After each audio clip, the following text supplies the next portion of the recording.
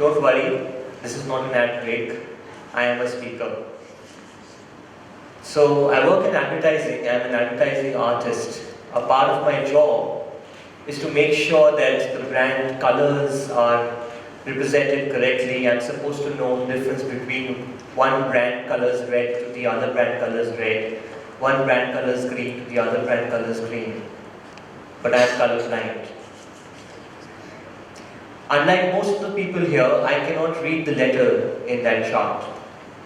But I have been in advertising for 15 years. How has that happened? It actually started when I was in class 3, when I was exposed to this chart for the first time. And I realized that I was colorblind. And before that, I thought I was the cat's whiskers because I used to be very good at art. I had great fan following in my class. And then, when I realized I was colorblind, my world came shattering down because I thought all my friends are going to make fun of me now. With tears in my eyes, I ran back home to my mother. And what do I see? She's smiling. And before that, I thought that moms were the most amazing beings in the world, and here was my mom evil, smiling at me, at my misery. And then after some time, she told me that whenever she would look at my painting, she would always wonder, how is it that I would use very unusual colors, very different from the rest of my friends, people of my class, kids of my age. The grass used to be a little bit more brown, the letterbox used to be a little more green. And then she told me something which I have kept with me from that day onwards in everything that I do. I wanted to be an astronaut, I wanted to join the army, I wanted to be a pilot, but then that dreaded chart would follow me everywhere. So I decided to join a profession where surprisingly this chart did not feature. That was advertising. And that is how I landed into the world of advertising. But very soon into advertising I realized that I had two very disastrous campaigns, and I realized that brown grass and green letterboxes won't work here. I had to do something different. And then an opportunity came my way. It was a brief for an NGO. It was pro bono work.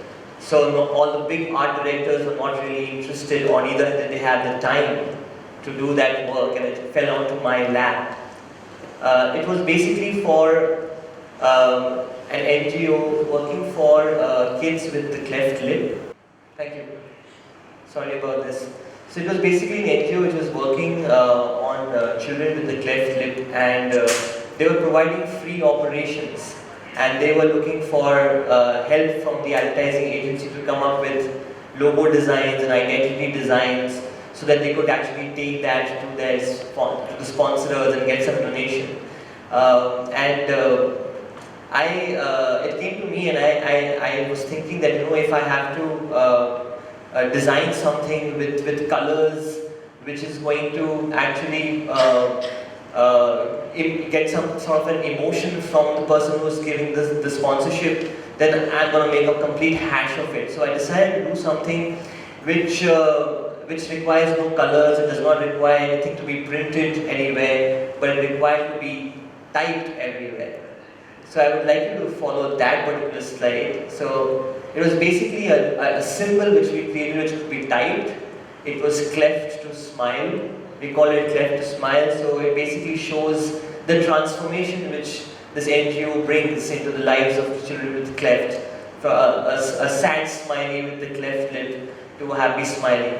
Now, what we did with this logo was that we started tweeting this, and it started with some friends tweeting this logo, and then it got on, and a lot of other people also started tweeting it, and soon, in some time, we had around 20,000 tweets already out there in a matter of a couple of days, and it got out with some celebrities as well, like Shashi Tharoor and Amitabh Bachchan and Abhishek Bachchan. They all tweeted it.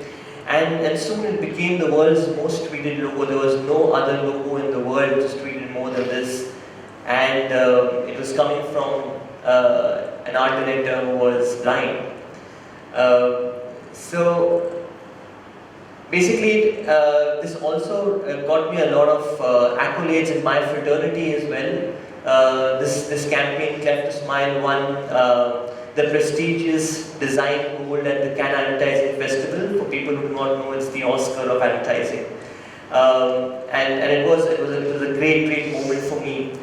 But the most important thing for me was that something which I had created had actually changed lives of people. And that day I really thanked God that He made me colorblind, because if I had not been colorblind, I would have made a logo on some visiting card or letterhead which might not have reached out to so many people.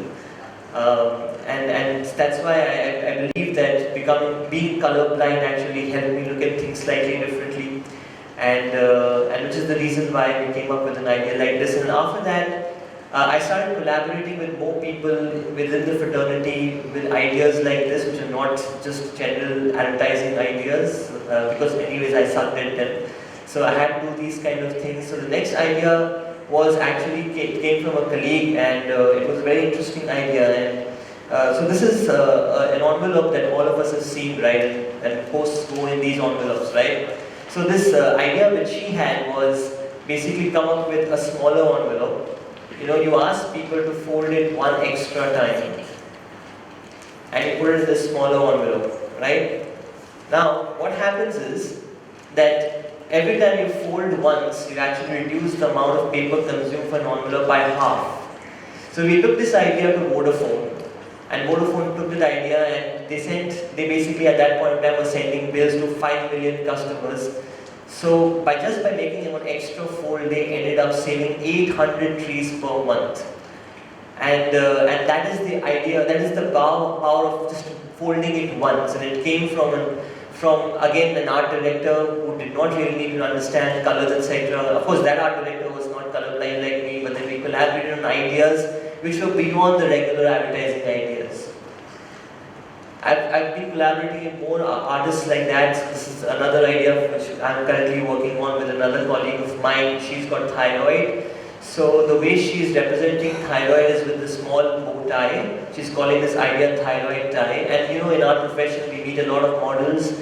We go for a lot of photo shoots and we meet a lot of photographers. So her idea is basically inspire photographers and models to come up with at least one picture at the end of every photo shoot, which would be just wearing this bow tie and uploading it on Instagram. And there are hundreds of shoots which happen every day. Imagine if this catches on and there'll be 100 images like this drawing attention towards thyroid every day. And that could be like potentially 3,600 pictures by the end of the year. And this way we'll end up spreading a lot of awareness about thyroid. So all these ideas, I'm just reiterating, all these ideas have happened only because I was colorblind. Because if I was not colorblind and I would have done something that's slightly more predictable, I would have drawn the grass green, I would have drawn the letterbox red. But looking at it differently was the reason why we came up with these life-changing ideas. And the thing which my mother had told me on that day, which I've kept with me even now, and I remember that whenever I'm doing everything, is that you are colorblind, you see the world a little differently. It's not a negative, it's not that you don't see things, you just see it differently. So all of us have some quirks, I would call not flaws, but quirks, like mine is colorblind, all of you would be having some quirks. So do not shove it under the carpet, stand on it like this, and talk about it, and bring it out, and enjoy it, and perhaps there's a life-changing idea standing right next there. Thank you very much.